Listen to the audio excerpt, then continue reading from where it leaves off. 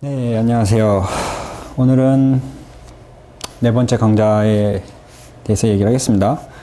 오늘 주제는 원소의 종류 및 핵종 소개를 하겠습니다.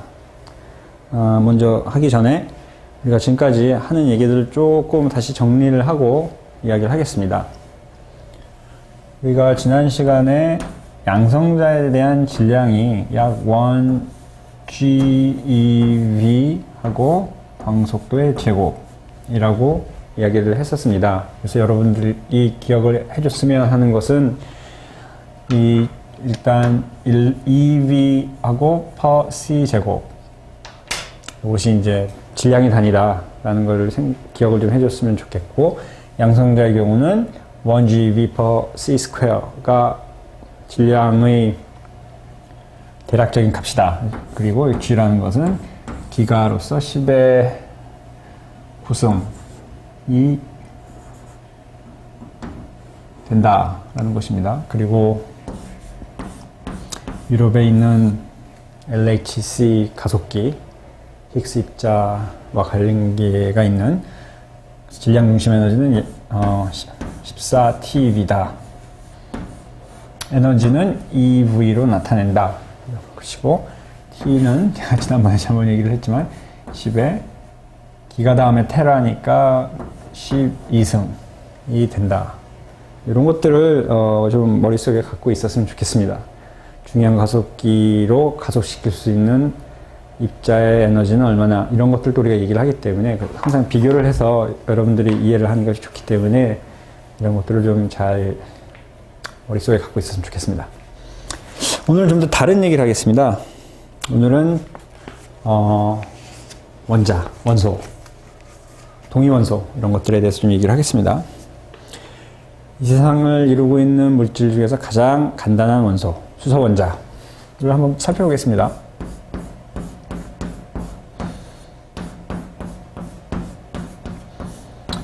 수소 원자라 함은 수소 원자 핵이 하나가 있고 그 주위에 전자 하나가 뱅글뱅글 돌고 있는 아주 간단한 K입니다. 물론 전자가 이제 질량을 가지고 이렇게 원운동을 한다는 개념은 고전역학적인 개념이고, 정확한 기술은 양자역학을 통해서 우리가 기술을 해야 되지만 그거를 우리가 오늘 이야기하는 것은 아니니까 이런 K입니다. 그런데 이제 수소 원자 핵이라고 하는 것은 수소 원자의 경우 양성자입니다. 양성자.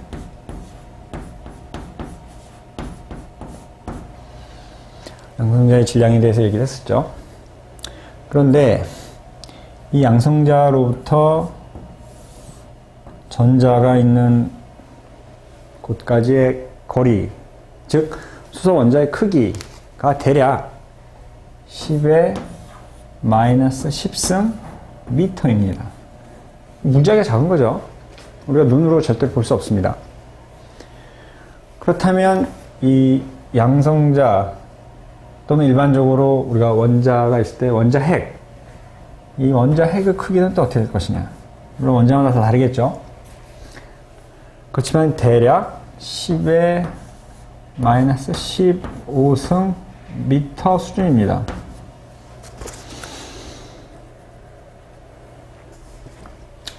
그러니까 이게 어떻게 보면 되게 이상합니다. 우리의 몸, 여러 가지 물질을 이루고 있는 것들 중에 가장 많은 게 수소 원자인데 사실은 대부분이 텅 비어 있습니다. 텅 비어 있고, 거의 텅 비어 있는 거죠. 거의 텅 비어 있고, 중간에 양성자가 있고 빈 공간이 있고, 엄청나게 멀리 떨어진 곳에 양성자의 크기에 비해서 전자 하나가 이제 존재하는 겁니다. 그거를 우리가 텅 빈 것처럼 느끼지 않고 꽉 차 있는 것처럼 느끼는 이유는 우리 분자들 간의 전자기력이 있어서, 제가 예를 들어서 칠판을 이렇게 만져도 제가 손이 텅 비어 있기 때문에 칠판을 뚫고 들어가는 것이 아니라 전자기 반발력 때문에 못 들어간다라고 생각을 하십시오. 또 전혀 다른 얘기로 빠졌지만 이 전자는 현대 이론에 의하면 크기가 이론적으로는 없는, 그러니까 점 입자입니다. 그래서 실험적으로는 적어도 얘는 10의 18승 미터보다는 작은 반경을 갖고 있을 것이다 라고 이야기하고 있습니다. 그리고 당연한 얘기겠지만 전자는 마이너스 하나의 전기전하가 마이너스이고 전자 하나가 가지고 다니는 전기전하 값을 가지고, 반대로 양성자는 양의 전하를 가지고 있고 그 양의 전하의 절대값은 전자의 전기전하 값과 같다. 당연하게 잘 알고 있는 사실이겠죠. 이건 수소원자의 경우고, 이제 좀 더 복잡한 걸 보면 탄소를 쳐다보면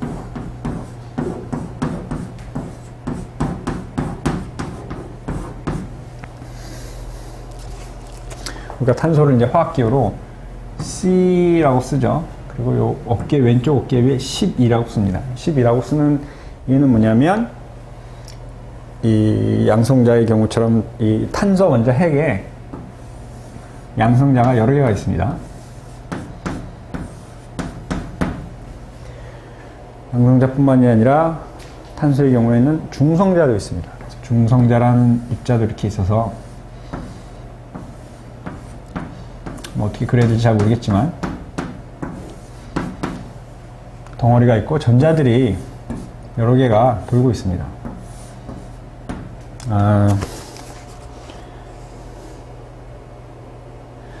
그래서 6개의 전자가 있고, 정기적으로 중성해야 되니까 양성자의 개수도 양성자. 그리고 중성자는 꼭 한 개만 갖는 것이 아니라, 이 경우는 12가 뭐냐면 중성자와 양성자의 총 개수입니다. 그래서 우리가 탄소 중에서 12C라고 하면 중성자의 개수도 마찬가지로 6개가 있는 그러한 원소를 12C라고 부릅니다. 자연에는 12C가 제일 많고, 그리고 중성자가 원칙적으로 6개 말고 뭐 7개, 8개 붙을 수 있습니다. 그런 것들은 이제 동위 원소라고 부릅니다. 조금씩 우리가 중요한 가속기 쪽으로 조금씩 가고 있는데, 탄소 원자를 보면 이제 이렇습니다. 그래서 이 12C, 자연에 제일 많이 존재하는 탄소 중에서 제일 많이 존재하는, 가만히 두면 그냥 안정합니다. 그 동위 원소들, 여기에 중성자들이 더 많이 붙은 원소들이 있는데, 그 원소들은 어떤 경우에는 안정적이고 어떤 경우에는 안정적이지 않습니다. 그래서 불안정한 경우에는 붕괴를 합니다. 예를 들어서 우리가 TH라는 원소가 있습니다. 토리움. 얘는 중성자하고 양성자의 총 개수가 무지하게 많습니다. 232개. 얘를 가만히 두면 얘가 붕괴를 합니다. 붕괴를 하는 이유는 그 핵 상호작용과 관련계가 있습니다. 그래서 RA, 레디움이라고 하는 원소와 우리가 알고 있는 힐리움-4로 이제 붕괴를 하는데, 여기에는 228. 저도 뭐 이런 숫자 다 못 외웁니다. 여러분들 외우실 필요 없습니다. 그리고 좀 더 많이 알려진 원소 중에 시슘은 137 바리움하고 전자 하나가 나오고, 또 여러분들이 잘 모를 수도 있는 중성리자, 전자 중성리자로 붕괴를 합니다. 조금 이따 나중에 더 얘기하겠습니다. 그래서 뭐 이건 그냥 간단한 두 가지 얘기고, 뭐 이렇게 이제 붕괴를 하는 경우가 많이 있습니다. 그러면 여러분들이 과학을 하는 사람이라면 이러한 사실들을 이제 일반화를 시켜서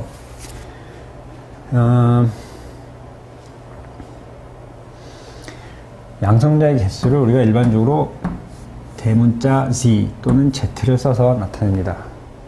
그리고 중성자의 개수를 일반적으로 대문자 N을 써서 나타냅니다. 그리고 12에 관련된, 그러니까 양성자와 중성자의 총 개수, 있을 수 있는데, 그렇죠? 그래서 총 개수 A는 당연히 양성자의 개수와 플러스 중성자의 개수로 이루어지겠죠. 그래서 이 A는 이 탄소의 경우에 12가 저 A의 상대일 것입니다. 여러분들이 이제 조금만 이걸 일반화시키려고 하면은 가장 첫 번째로 드는 질문이,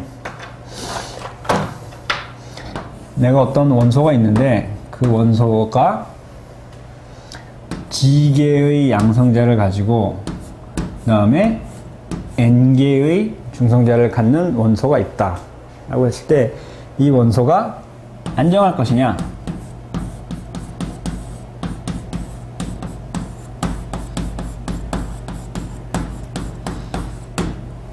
아니면 불안정할 것인가, 또는 안정하면 어떠한 물리적인 근거에 의해서 어떠한 기본 원리에 따라 불안정 또는 안정할 정도를 우리가 이야기를 할 수 있느냐, 이론적으로 예측할 수가 있느냐, 이런 것들이 소위 말하는 핵물리학 분야에서 가장 중요한 질문 중에 하나입니다. 아직 정확하게 우리가 답을 하고 있지는 못하고 있습니다. 그래서 여기 예에서 보듯이 어떤 경우에는 이렇게 붕괴를 하면서 힐륨 원자핵을 내기도 하고, 어떤 경우에는 이 두 번째 경우에는 전자와 아까 잠깐 얘기했지만 중성미자라는 입자를 이렇게 방출합니다. 또한 어떤 경우에는 이제 광자를 방출하기도 하는데, 그러한 이렇게 이렇게 방출되는 입자들을 통틀어서 이제 뭐 방사능이라고 합니다. 그리고 이렇게 방사능을 내면서 붕괴하는 입자들을 방사성 동위원소라고 합니다. 말이 조금 어렵죠? 처음 들으면. 그래서 방사성 동위원소.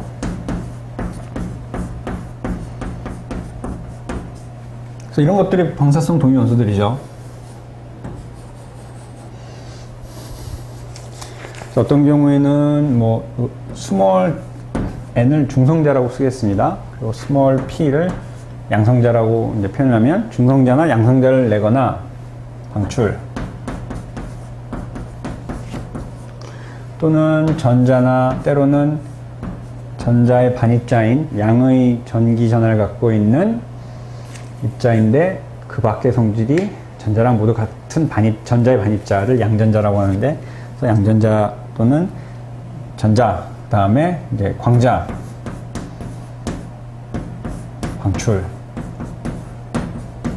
방출하면서 붕괴를 하는 원소들을 방사성 동위 원소라고 합니다. 방사성이라는 말은 이러한 입자들을 이제 방출을 하기 때문에 방사성이라고 하고, 동위 원소는 자연에 존재하는 같은 원소 중에서 중성자의 개수가 다르면 어떤 경우는 안정을 합니다. 그래서 그 안정한 원소에 비해서 다른 원소들이라는 의미에서 동위 원소라는 말이 붙습니다.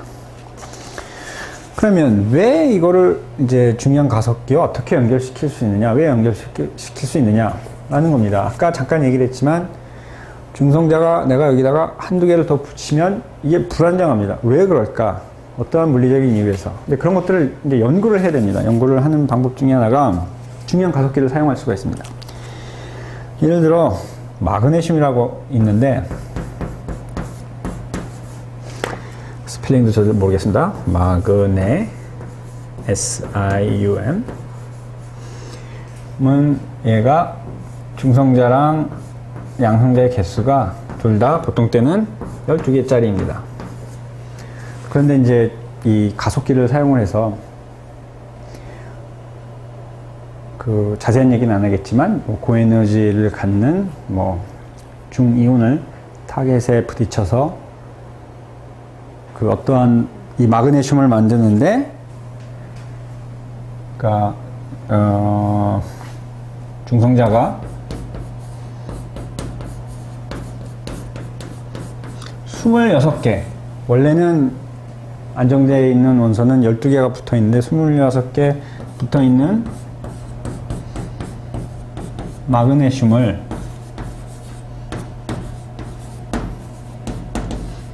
인공적으로 실험실에서 만듭니다. 물론 이제 중이온 가속기와 같은 가속기가 필요하겠죠. 그러면 중성자에 이렇게 많이 붙어 있는 마그네슘이 어떤 식으로 분解하는가?